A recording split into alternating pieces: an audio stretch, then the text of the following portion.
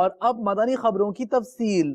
شیخ طریقت امیر اہل سنت دامت برکاتہم العالیہ کا سوری پیغام بنام طلبہ جامعات المدینہ دورہ حدیث مرکز الاولیاء لاہور و سردار آباد پنجاب پاکستان آپ کو بھی دکھاتے ہیں۔ آپ کا پرمسرت پیغام ملاحظہ کیجئے۔ نحمدہ ونصلی ونسلم علی رسول النبی الکریم۔ سگے مدینہ محمد الیاس قادری رضوی وفیادو کی جانب سے جامعۃ المدینہ دورہ حدیث شریف مرکز الاولیاء اور دورہ حدیث شریف جامعۃ المدینہ سردار آباد، السلام علیکم ورحمۃ اللہ وبرکاتہ۔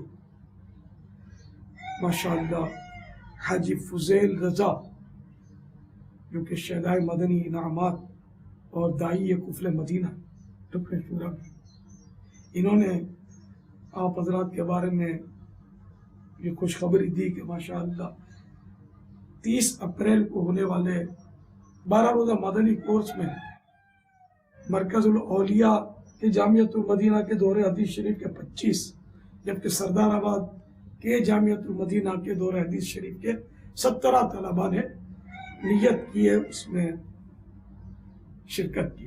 مرحبا، 7 کروڑ مرحبا۔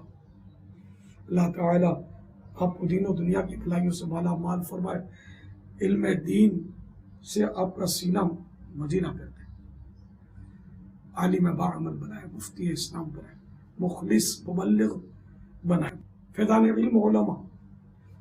یہ والد اعلیٰ حضرت رحمت اللہ تعالی علیہ کا رسالہ 38 صفحات کا، نہ پڑھو تو پڑھ بھی لیجیے گا، بہت پیارا رسالہ ہے۔ حدیث میں آیا ہے جو شخص ایک باب علم کا اوروں کے سکھانے کے لیے سیکھے اس کو 70 صدیقوں کا اجر دیا جاوے۔ معالم التنزیل میں لکھا ہے رسول اللہ صلی اللہ تعالی علیہ وآلہ وسلم نے فرمایا جو شخص طلب علم میں سفر کرتا ہے فرشتے اپنے بازوؤں سے اس پر سایہ کرتے ہیں اور مچھلیاں دریا میں اور آسمان و زمین اس کے حق میں دعا کرتے ہیں۔ صلو علی الحبیب صلی اللہ تعالی علی محمد۔ جو طلبہ باقی ہیں وہ ہمت کریں، سب مل کے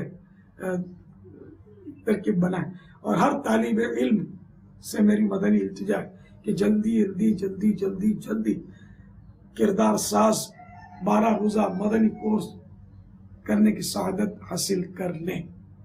یا اللہ جو مدنی کورس کرے اس کی بے حساب مغفرت فرما، اور مجھے، ان کو اور ہم سب کو پیارے آقا صلی اللہ تعالی علیہ وآلہ وسلم کا جنت الفردوس میں پڑوس نصیب فرما، آمین بجاہ النبی الامین صلی اللہ تعالی علیہ وآلہ وسلم۔ صلو علی الحبیب صلی اللہ تعالی علی محمد۔